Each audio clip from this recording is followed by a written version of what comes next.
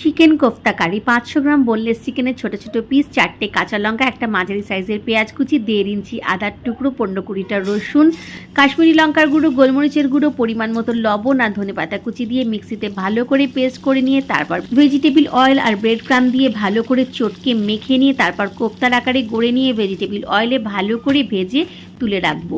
তারপর এখান থেকে কিছুটা তেল কমিয়ে নিয়ে ওই তেলেই দিয়ে দেবো কিছুটা পেঁয়াজ কুচি, 2টো মাঝারি সাইজের পেঁয়াজ কুচিয়ে নিয়েছি এখানে আমি, ছোট ছোট কুচিয়ে নেওয়া কাঁচা লঙ্কা একটু ভাজা হয়ে গেলেই দিয়ে দিলাম এতে আদা রসুনের পেস্ট, টমেটো পিউরি, হলুদ গুঁড়ো, লঙ্কা গুঁড়ো, পরিমাণ মতো লবণ আর টেস্টটা ব্যালেন্স করার জন্য সামান্য চিনি। ভালো করে কষে নেবো যতক্ষণ না তেল ছেড়ে বেরিয়ে আসে।